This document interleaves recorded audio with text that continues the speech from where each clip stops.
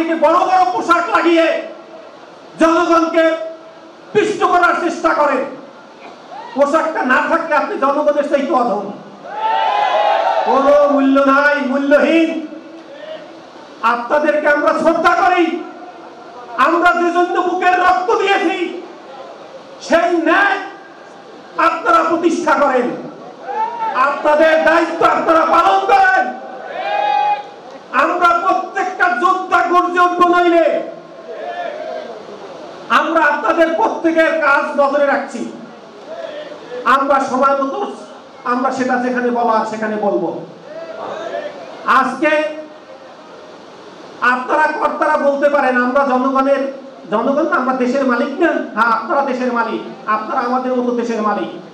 কিন্তু সার্ভেন্ট হিসেবে যখন শপথ নিয়েছেন তখন আপনারা রাষ্ট্রের সার্ভেন্ট, আমাদের সার্ভেন্ট। ন্যায়ভাবে কাজ করতে হবে, কোন ছাড় দেওয়া হবে না।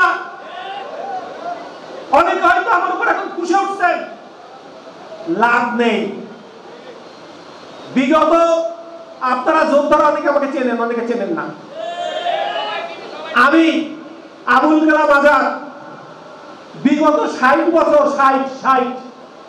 60 বছর যাবত রাজপথে আছি।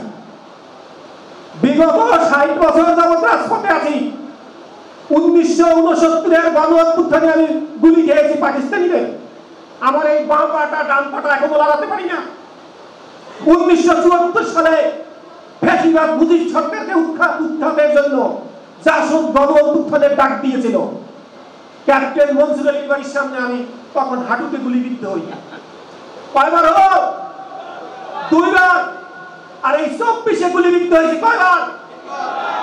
বাঁচার মরা কোনো গুরুত্ব নাই, কোনো ভেদ নেই। আজকে জুলাই যোদ্ধাদের তুচ্ছ করা হয়, তাচ্ছিল্য করা হয়।